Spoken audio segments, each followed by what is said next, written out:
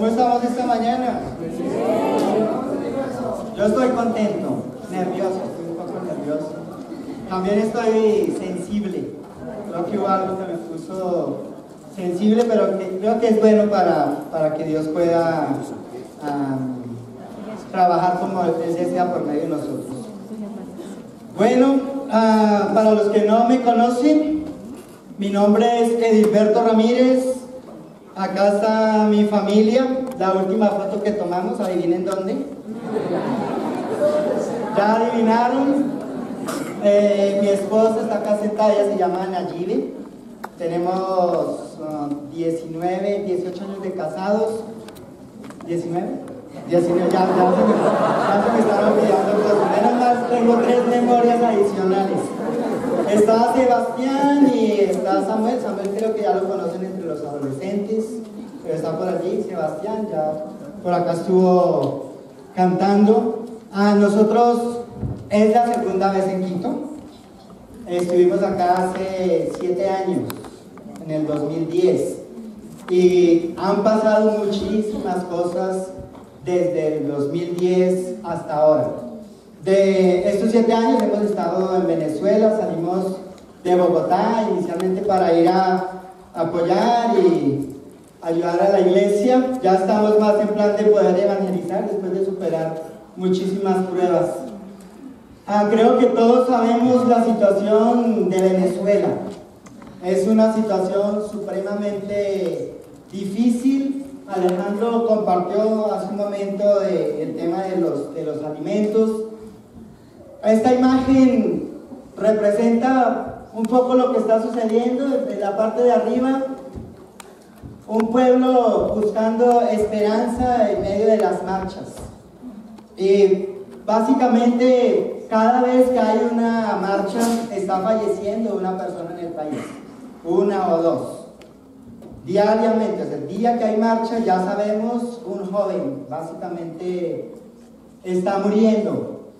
La siguiente imagen refleja un poco la situación en el tema de la salud.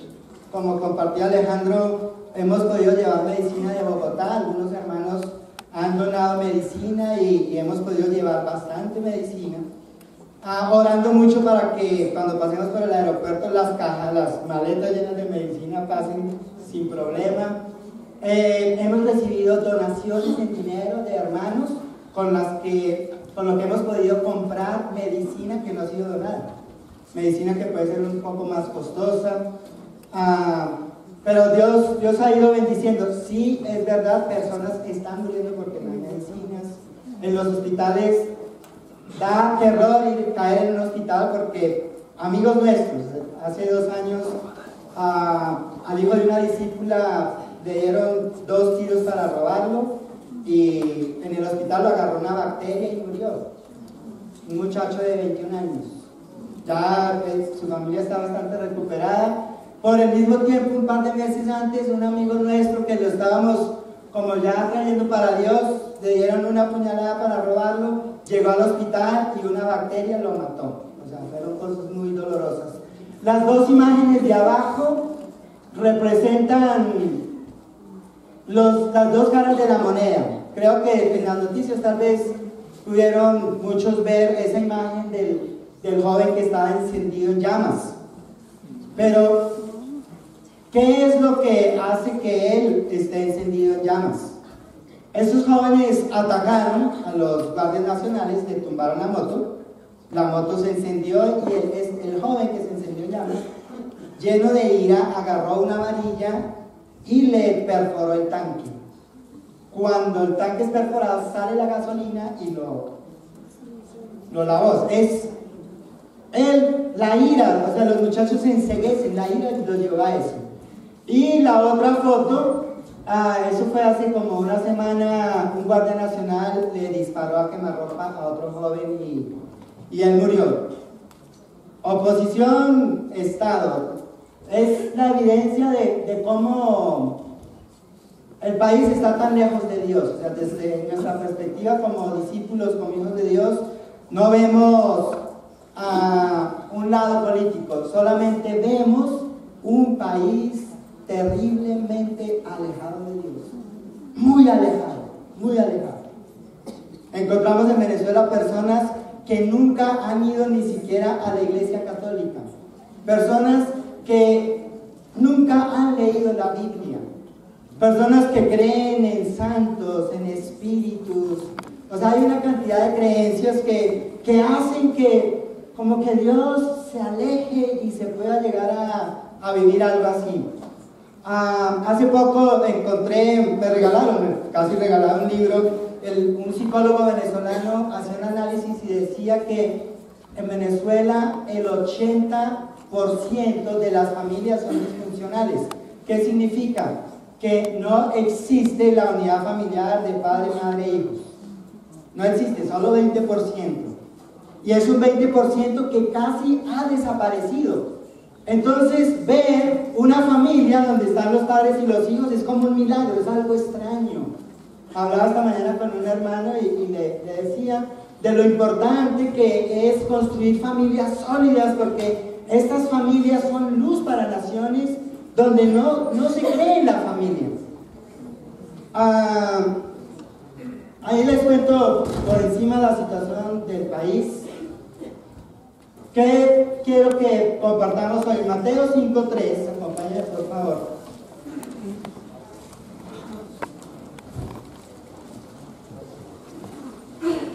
Los capítulos 5, 6 y 7 de Mateo, más conocidos como el Sermón del Monte, son una sola enseñanza. Es un solo sermón de Jesús. Nos ha tomado todos estos años caminar en el Sermón del Monte para que se vaya desarrollando la enseñanza de Jesús dentro de nosotros, que va siendo real, que sea como que ya hace parte de nuestra vida. Y de eso quiero compartir esta mañana, de cómo hemos aprendido a vivir necesitados de Dios. ¿Qué significaba para Jesús ser necesitado de Dios? Y yo confío en que al terminar el servicio, cada uno de nosotros tenga una mayor conciencia de cuán necesitado de Dios es. En la parte de abajo, si no alcanzo, pero yo alcanzo a leer de los demás, pero en Esdras 7:10, esta escritura ha sido vital para el desarrollo de la enseñanza en la iglesia en Caracas. Dice, Esdras se había dedicado por completo a estudiar la ley del Señor, a ponerla en práctica y a enseñar sus preceptos y normas a los israelitas. Inventamos un eslogan que es el APE, aprendo, practico, enseño. En otras palabras, vengo a la iglesia, leo mi Biblia para aprender, para aplicar en mi vida y para enseñar a otros. Y quiero pedirles eso, que en esta mañana cada uno, de la manera que sea, saque una libreta de apuntes, su celular, lo que sea, pero aprendan para poder vivir y luego ir y enseñar a otros de lo que Dios ha hecho real en nuestras vidas. De lo contrario, el mensaje de Jesús no va a llegar a muchas personas. Y la imagen está hecha a propósito. Jesús instruía a sus discípulos para que ellos aprendieran y aprendieran en su corazón, para que la palabra de Dios permaneciera en ellos y luego ellos enseñaran a otros. Y nosotros somos el fruto de eso. Lo que ellos escribieron es la evidencia de que ellos se comprometieron con aprender para enseñar a otros. Y nosotros necesitamos obedecer eso. Cuando Jesús habla en Mateo 28, del 18 al 20, al final, Él dice, vayan y enseñen a obedecer todo lo que yo les he mandado. Entonces, ahí está Jesús instruyendo todo el tiempo. Aprendan para enseñar a otros, aprendan para obedecer, que no sean teorías, no vengan solo a escuchar algo que les anima. Jesús enseñó para que las vidas de las personas cambiaran, para que fueran liberadas de la esclavitud del pecado. Cuando tomamos esto en serio, las vidas cambian, nada es imposible para Dios, ahí sí podemos decirlo. tiene un problema de una parálisis generalizada, también predominante. Ya voy a seguir con el video. Mateo 5:3, y ya voy a contarles un poco. De miembro exterior, y bueno, su profesión ha sido enfermera, y pues durante todo este tiempo hemos estado aquí visitándolos, ayudándolos y animándolos. Bien, Mateo 5:3, Jesús dice: dichosos, bienaventurados o felices, según la versión que tengamos, los pobres en espíritu, porque el reino de los cielos les pertenece. Teníamos la teoría, o sea, la primera vez que leí con un poco de conciencia el Sermón del Monte fue hace como 10 años, y lo sabía intelectualmente. Pero cuando llegamos nosotros a Caracas, tuvimos la oportunidad de conocer un hospital que inicialmente había sido un hospital para leprosos. Hicimos la primera visita, y en un momento llegó una enfermera y nos dijo: bueno, ¿y quiénes van a visitar a los postrados? ¿Quiénes van a visitar a los postrados?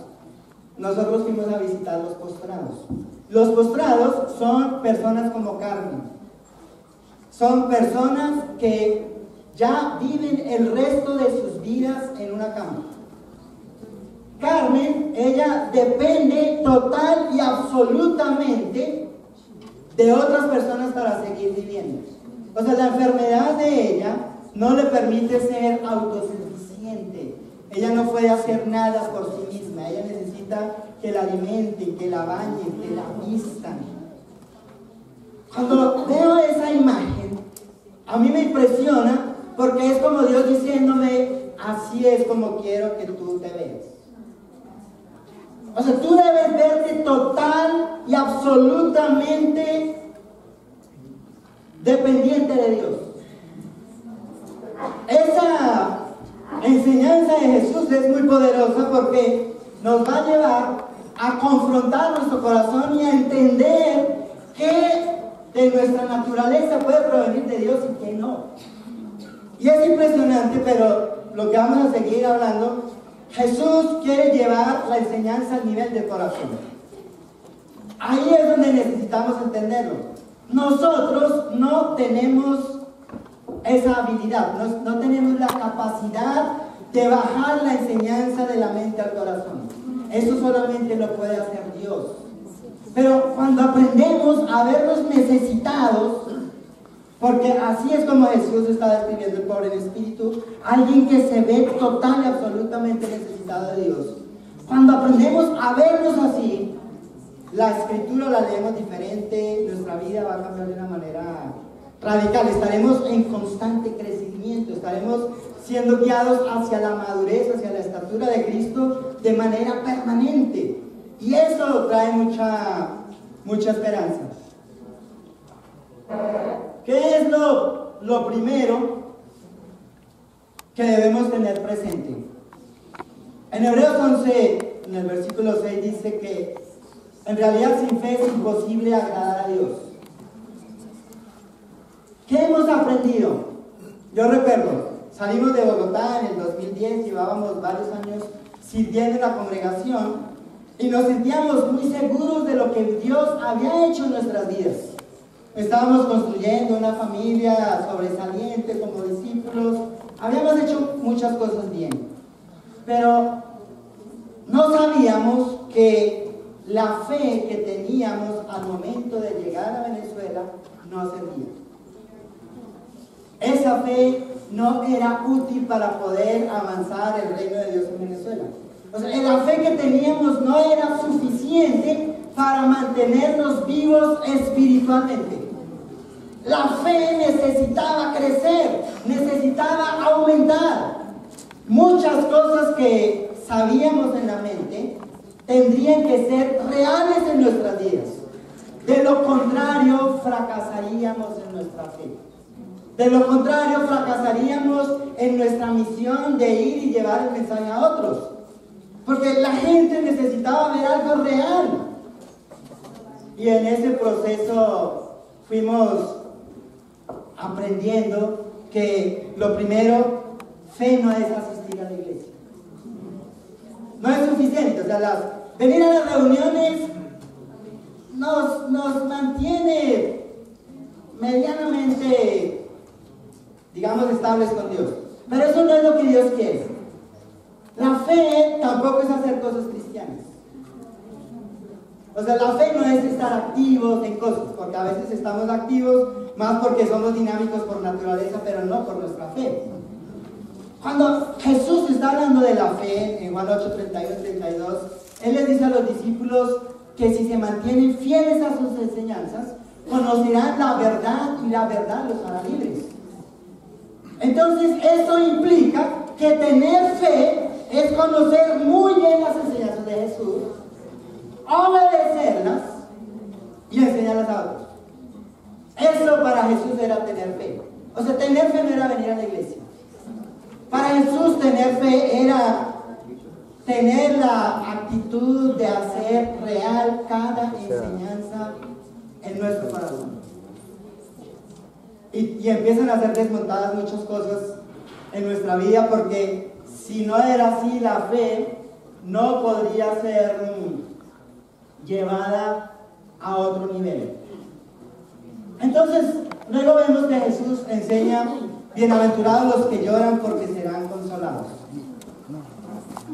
Y es un pasaje no tan sencillo, porque lo que Jesús quiere decir es que el que cuando ve su pecado entiende en su corazón que el pecado lo separa de Dios, de la misma manera que cuando una persona amada ha fallecido, esa persona va a iniciar un cambio.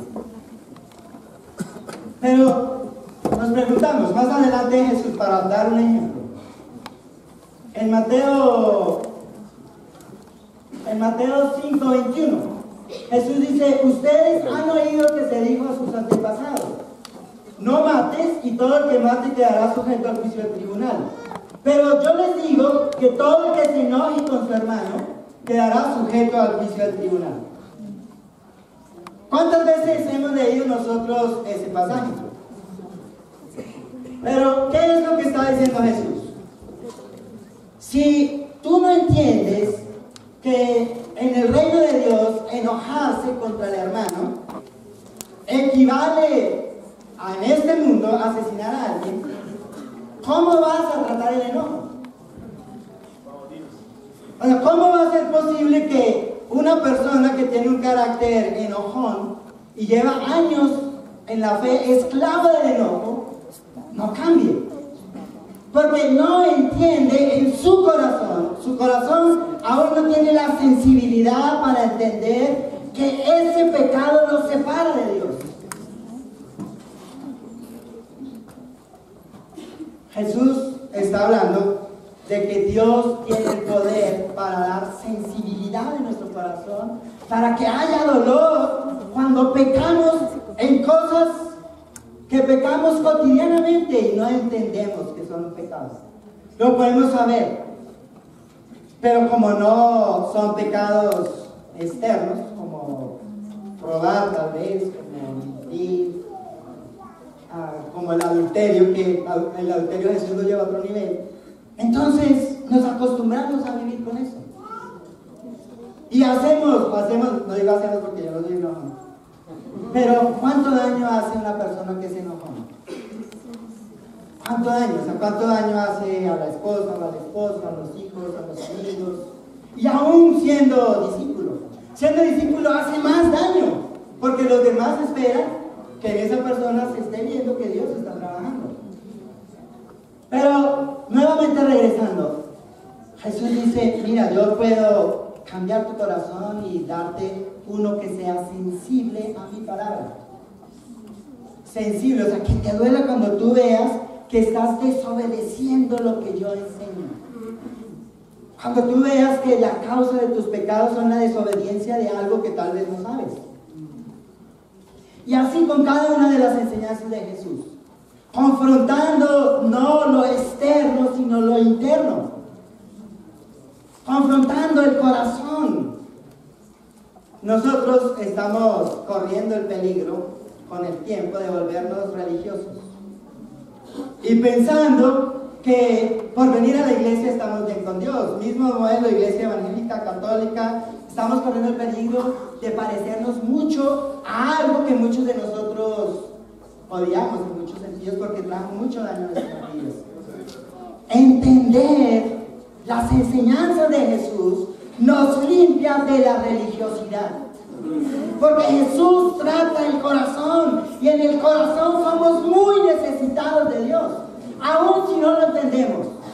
Y mejor que no lo entendamos, porque necesitamos, sabiéndolo en la mente, necesitamos clamar a Dios, ayúdame a entender cuán necesitado soy de ti, porque no lo sabemos. A veces puede ser eso, puede ser también el orgullo. ¿Qué pasa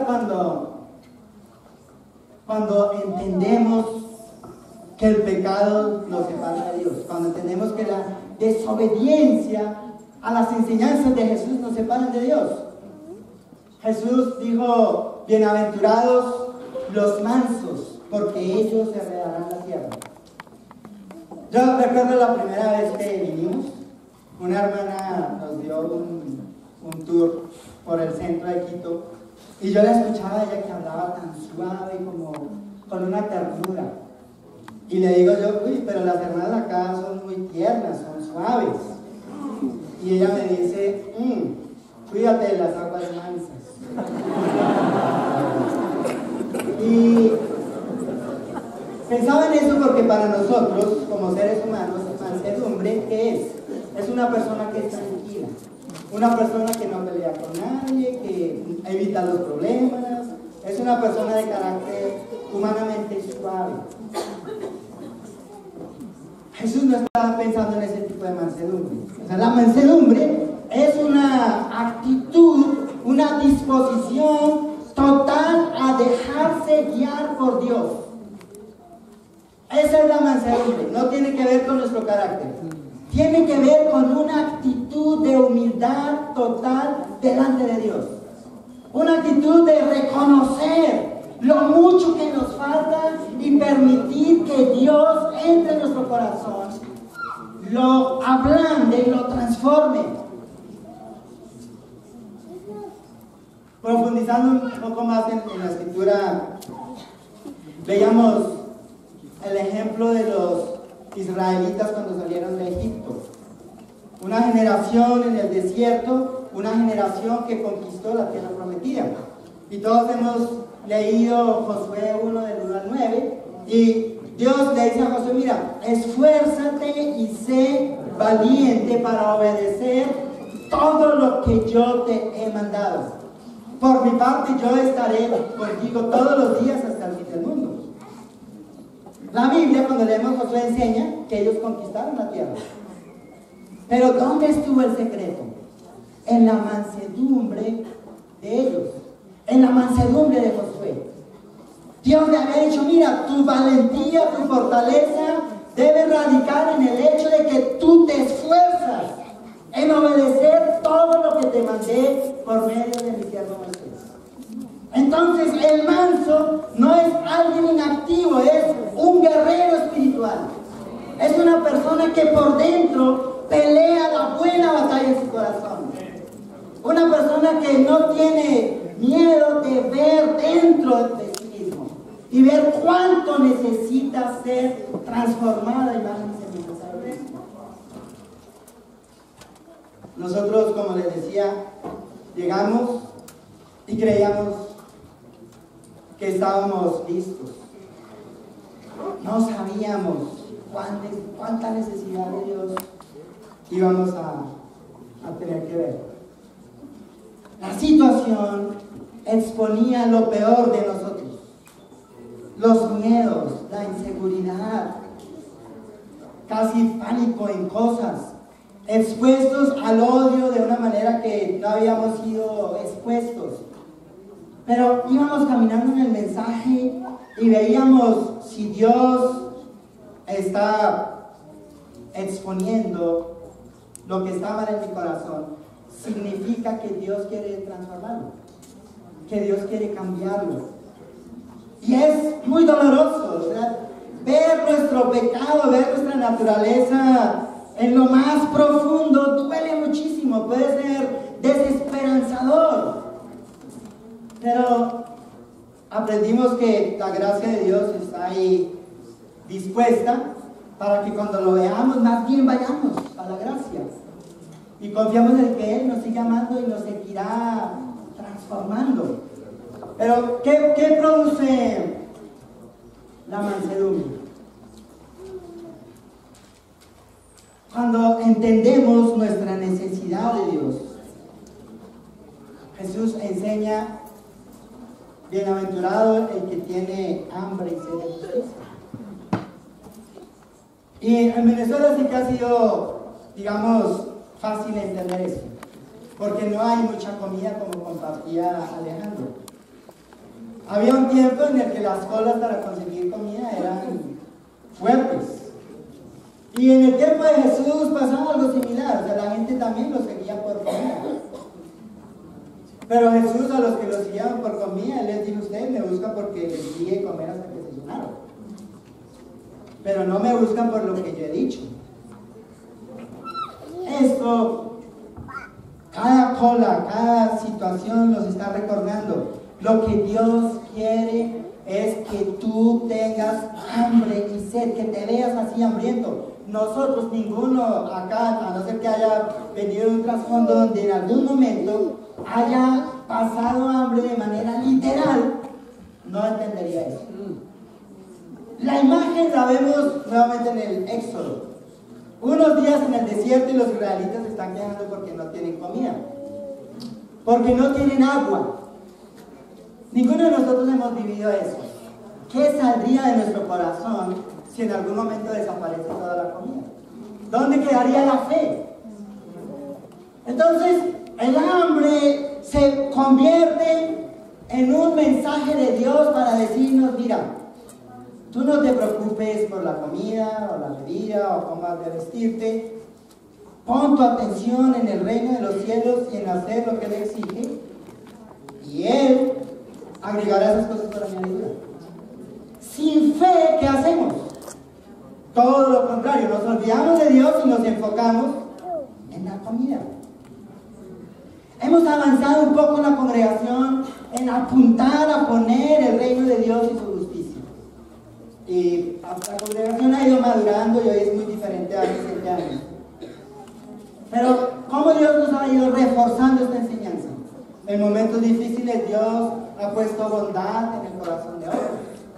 Y yo creo que a la fecha ya han podido llegar cerca de 1.500 kilos de alimentos a la iglesia en Caracas. Enviados por hermanos, no hemos pedido, los hermanos llaman y nos dicen: mire, queremos enviar alimentos. Y han llegado en el momento preciso.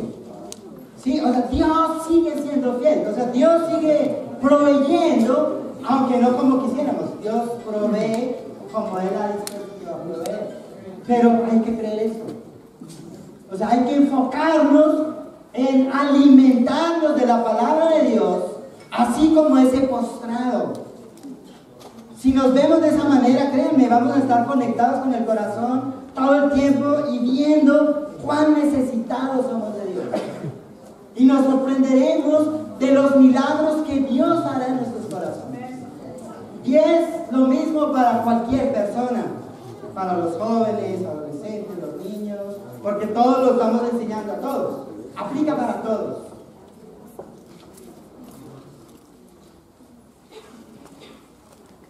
¿Qué sucede cuando entendemos estas primeras 4 cosas? Primero, que debemos vernos necesitados de Dios. Segundo, que debemos ser conscientes del pecado, que nos debe doler el pecado cuando lo vemos. Que debemos tener una actitud mansa para poder nosotros ser guiados por Dios. Que debemos tener hambre y sed de Dios. Hambre de su palabra, sed del poder de Dios, dejarnos guiar por el Espíritu Santo. Cuando esto se empieza a hacer realidad en nuestras vidas, que baja de la mente al corazón, que empieza a ser parte de nuestro carácter, de nuestra manera de ser, la misericordia aflorará casi que de manera espontánea. O sea, no haremos actos misericordiosos, seremos misericordiosos. Sentiremos dolor por el necesitado. ¿Sí me explico? Porque hemos aprendido a vernos necesitados delante de Dios. Y si nos vemos delante de Dios necesitados, créanme, va a ser fácil sentir dolor por el otro. Pero esto tiene una explicación. Porque podemos pensar, sentir dolor por quién. Yo miro el ejemplo de Jesús y había dos tipos de personas por las que Jesús aplicaba la misericordia. Los necesitados físicos y los necesitados espirituales. Para nosotros puede ser un poco más fácil sentir misericordia por el necesitado físico. Y en Caracas ha sido una bendición tener el hospital. Porque ya a este momento ya son 4 discípulos. Los 4 son postrados. Uno de ellos es un señor que tiene lepra, le controlaron la lepra, pero él fue abandonado en el hospital hace casi 40 años. 40 años, él tenía algo de fe porque le habían enseñado el evangelio por allá en un pueblo del llano venezolano hace muchos años, y cuando llegamos nosotros como que empezó a recordar y se bautizó a principio de año. Pero es un señor que vive en una silla de ruedas, que ya sus manos están dobladas, tiene el pie equino, o sea, está totalmente deformado. Pero ¿cuánto hemos aprendido nosotros de ellos? Alejandro hablaba, no, me dolió ver a estos hermanos necesitados, y nosotros vamos al Martín Vega y Dios nos conecta, hay gente más necesitada que nosotros. Y eso nos recuerda cuán necesitados somos de Dios. Ahí está Dios hablando todo el tiempo. Por eso es importante conectar con la gente necesitada. Dios nos está recordando, necesitas verte así delante de mí. Como esta persona que necesita que la visiten, que necesita alimento, que está postrado como las personas allá. Si me explico, ese es un tipo de misericordia. El otro tipo de misericordia tiene que ver con los necesitados espiritualmente. Hablaba con una hermana en la mañana y como solteros pensamos, quisiéramos encontrar personas fáciles de amar. ¿Sí? ¿Cuántos solteros y solteras tal vez no han avanzado un poco más porque están pensando, ¿dónde estará esa persona fácil de amar? No existe. No existe. Sí, entonces, eso puede traer paz, no existe. Lo que sí es posible es que si le creemos a Jesús, Dios nos da tanta misericordia que aunque lleguemos a construir una relación con una persona muy necesitada, vamos a poder ser el instrumento de Dios para atender esas necesidades. Hemos aprendido en los últimos años con Nayibe. Yo no sabía que yo era tan disfuncional, ¿sabes? Igual vengo de un matrimonio totalmente fracasado, o sea, fue algo muy difícil, pero no me imaginaba que mi infancia haya afectado tanto mi vida. Y no era consciente de lo disfuncional que era y cómo todo eso afectaba el matrimonio, la relación con mis hijos también, con otros. Y últimamente hemos estado aprendiendo a vernos como necesitados. Ya es muy difícil si tenemos un conflicto, creo que ya no pasa, de engancharnos, ¿no? Acá como dicen, quedarnos en el conflicto, sino ya pensamos, ¿qué necesitará? Porque es así. O sea, Nayibe está enojada, está irascible, algo necesita, que no lo ve. Pero ¿qué pasaba antes? ¿Por qué está así conmigo? O sea, lo tomaba personal, ¿sí? Pero Dios nos cambia la manera de ver, nos da unos lentes misericordiosos. Cambia la manera de ver a nuestros hijos. O sea, si los vemos con misericordia, la relación cambia. A veces como papás somos controladores, queremos asegurarnos de que estén las cosas bien. No hay límite para que los hijos se equivoquen. Ahí no hay misericordia, ahí hay control. Pero ¿qué tal cuando hay libertad y si se equivocan aquí estoy? Ya te perdoné, tranquilo, ven para acá, hablemos. Yo te escucho, yo te voy a ayudar a salir de donde estás. ¿Sí me explico? Tu voz, mi libertad, toma sentido cuando entendemos lo que Dios quiere hacer en nuestras vidas por medio de su palabra. Jesús sigue diciendo, bienaventurados los de corazón limpio, porque ellos verán a Dios. ¿Y por qué esa imagen? Porque cuando Jesús iba a lavar a los pies a los discípulos, Él le dice a los discípulos en una parte del Evangelio de Juan, mis palabras ya te han limpiado. O sea, la palabra de Dios nos limpia constantemente. Creo que vamos a morir y no vamos a ser totalmente limpios. Pero cuando dejamos que lo que veamos, la suciedad en el corazón, que vamos viendo sea limpiada por su palabra, pues creo como dice Jesús, veremos a Dios. Veremos a Dios. ¿Y cuándo es cuando más vemos a Dios? Cuando vamos reconociendo, Dios, necesito que me cambies. Estoy viendo esto en mi corazón, estoy angustiado, estoy preocupado, no tengo fe, tengo actitudes con personas, no creo en la iglesia, no creo en nadie, estoy angustiado por todo. Vamos con Dios con eso y Dios dice, ven, yo te voy a dar fe, yo te voy a cambiar, ven, limpia mi corazón conmigo. Es la respuesta a Mateo 5:4, bienaventurados de corazón los que lloran. Cuando vamos dolidos, Dios me duele, yo no he cambiado, yo quiero agradarte, quiero honrarte, pero no sé cómo. Ahí es donde Dios entra, ven, yo te limpio, yo te voy a transformar, yo te sigo transformando todo el tiempo. En ese proceso hemos ayunado y hemos aprendido cómo en el ayuno Dios puede afligir nuestro corazón. Y Jesús le enseñó, Mateo 6:1. Cuando ayunar significa afligir el alma. A veces el alma es muy dura, entonces toca ayunar, quebrantar, pedirle a Dios, quebranta mi alma porque está dura. No estoy viviendo lo que tú quieres. Y Dios, en su bondad, nos quebranta, nos limpia. ¿Sí? Entonces, empezamos a ver la palabra de Dios de otra manera. Yo he tratado de resumir muchas cosas, quisiera hablar mucho más, pero voy a dejar que otros hablen. Amén.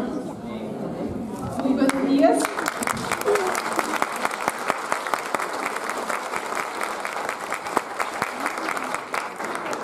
Bueno, gracias. Estoy súper feliz de estar acá en Quito, de verdad, y pues escuchando a Gilberto hablar acerca de estar en Venezuela.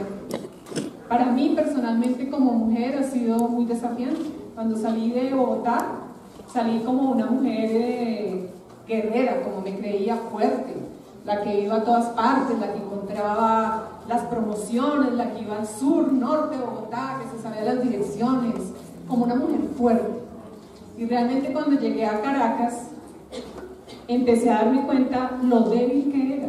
Empezaron a salir mucho mis miedos, todas mis inseguridades, aún como mujer, de ver estas mujeres venezolanas tan bonitas, tan como hablan, tan seguras, y empecé a sentir tanta inseguridad. ¿Yo qué vine a hacer acá? Como que susto hablarles, las veía como algo muy grande, estas mujeres. Y también empecé a sentir muchos miedos, porque el primer mes que llegamos nos dio el dengue, y fue algo que afligió mucho mi cuerpo. Yo me sentía que una noche iba a morir, y tenía inflamado el hígado, el vaso, y me sentía muy débil. Y yo dije, esta noche es muy probable, porque me sentía tan débil y dolida, que decía, puedo morir. Y teniendo muchos miedos aún. Nos atracaron con pistolas, una vez nos asaltaron al frente donde vivíamos. 2 veces me subí a buses y se subían los ladrones a robar. Y yo, miedosa, yo sentía que era tan fuerte, pero verme tan débil, tan temerosa, tan asustada, que no sabía qué hacer.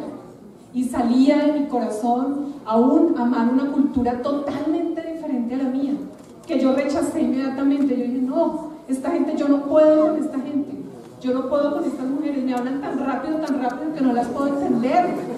Y yo decía, Dios mío, esta mujer que vino, no, estaba tan débil, y empecé a no tener fe, como a dejarme llevar.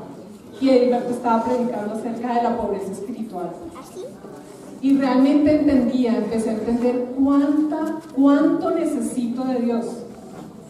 Que verme aún donde vivimos, en una casa que vivimos, fue muy difícil vivir allí. Hay una política que dice que cuando tenemos hijos menores de 18 años, los que alquilan, los que viven ahí, pueden quedarse a vivir hasta que sus hijos cumplan 18 años. Y las personas de la casa pensaban que nosotros nos íbamos a apoderar de su vivienda. Y me recuerdo una noche que nos tiraron barro, nos insultaban, colombianos, váyanse de aquí. Aún un día nos echaron popó por todo el frente de donde vivimos, orines, aún en la ropa cuando colgábamos la ropa.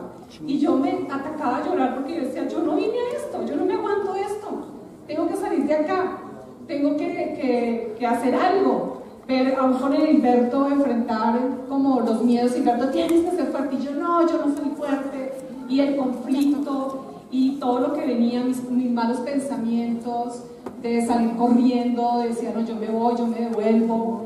Pero al ver mi corazón, iba delante de Dios, iba postrada, iba muy necesitada, iba muchas veces con lágrimas, muchas veces sin saber qué decir delante de Dios. Me sentía como culpable, vine a ayudar y resulta que estoy tan débil. ¿Cómo voy a poder ayudar? ¿Cómo voy a poder tener fe en medio de todo esto? Ver el odio de la gente, ver tantas cosas, hacer fila para comprar un pan, para comprar 1 kilo de arroz, y eran cosas que aún pensaba, yo no puedo controlar nada.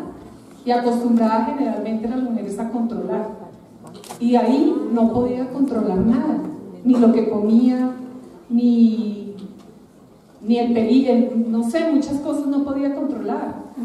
Y ir delante de Dios y rogarle y decir, necesito fe, necesito amor, amar a estas personas como son, no conocen a Dios. Ayúdame a amarlas como son, a poder fijarme en lo más importante, de poder enseñarles a Dios. Y creo que Dios tenía que trabajar de adentro de mi corazón. Y era difícil humillarme delante de Él y llorar y verme así como una postrada, como Carmen, delante de Dios, que tanto necesitaba de Él. Esa mujer fuerte era una mujer muy débil. Y ahí dice felices, cuando dice todas las bienaventuranzas es felices, gozosos, bienaventurados. Y yo decía, ¿felices? A verme así como estoy.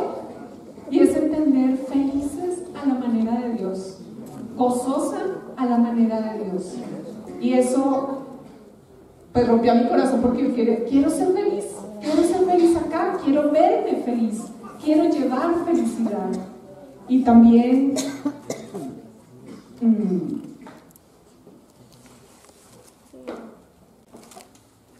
importante que era creerle a Dios. Pienso que a veces no le creía a Dios, y por eso no me humillaba delante de Dios. Y creo que hoy en día he aprendido a verme necesitada en todas las áreas de mi vida. Aún lo que Edilberto decía, a veces es doloroso reconocer que lo necesitamos, pero reconocer que lo necesito en todo. Y una de mis escrituras favoritas es la que dice que basta con mi gracia, pues mi poder se perfecciona en la debilidad. Dice, haré más alarde de mis debilidades para que permanezca sobre mí el poder de Cristo.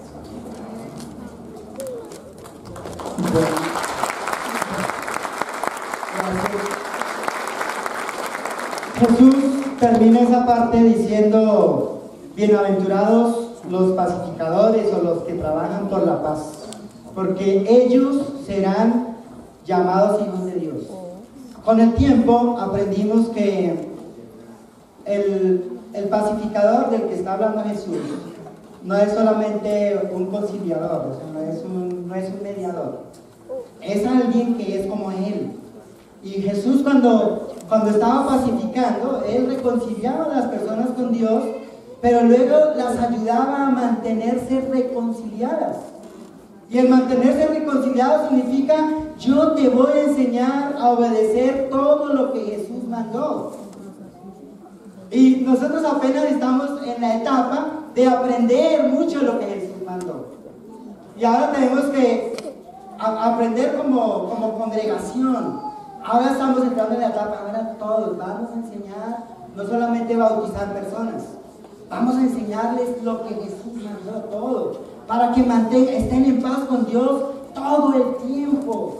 No para que con el paso del tiempo se vuelvan religiosos, sino que brillen con luz propia, que las personas vean: estos son verdaderos cristianos porque obedecen, conocen lo que Jesús mandó. Para terminar, tenemos un video, lo hicimos en diciembre. Entrevistamos a algunos hermanos, escuchando cómo ha sido para ellos este proceso de aprender el Sermón del Monte después de varios años. Lo hemos enseñado 3 veces. La vencida, podemos decir, fue la última, donde ya hubo más conciencia, ya entendí por fin lo que dijiste hace 6 años, ya lo entendí, ya voy ahí. Yo lo relaciono como la semilla cuando es sembrada, o sea, al principio no vemos nada. Y hay semillas que se pueden demorar mucho tiempo en sacar un tallito. Pero ahora hay muchos tallos, o sea, vemos la iglesia con mucha esperanza porque Dios ha obrado de manera muy poderosa. ¿Amén? Bien, entonces, para terminar, vamos a ver este video.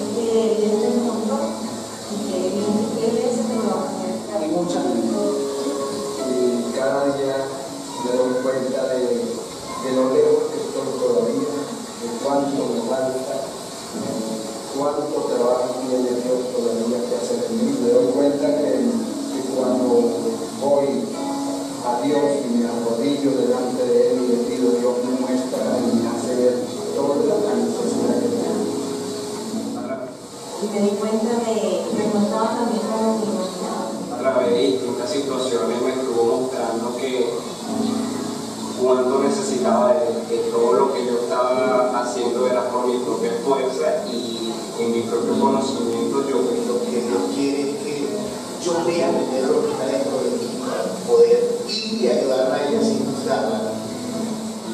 Y Dios, a través de sus palabras, me ha podido mostrar a mí de dónde estaba yo.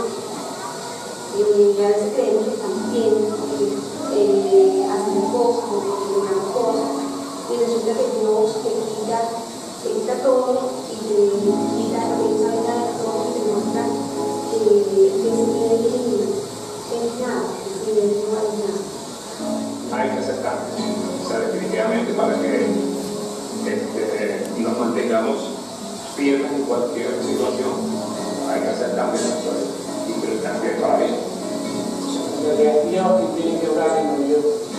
Por más difícil que sean las pruebas, Dios nos da la salida más fácil. Y que si yo no me veo necesitada en medio de tantos pecados, entonces jamás podría tratar con misericordia, ¿no? Se cumpliría lo que dice la Escritura de que si no, que hago tratando de sacar la paja de mi hermano, pues entonces me está mío. Entonces, otra motivación es errada, pero buscar amar a Dios por gratitud, creo que teniendo todas esas actividades en mí, es lo, como la verdad que la motivación que me hacía falta tener vida bonita, no se puede lograr. Y poder depender totalmente de él, o sea, como algo que está como arraigado en mí. Así que, de verdad que estaré agradecido a Dios por todo ese cambio que hasta ahora he hecho y por lo que sé que seguirá haciendo, siempre y cuando yo haga que le haga el trabajo de mi corazón. Acompáñenme por favor.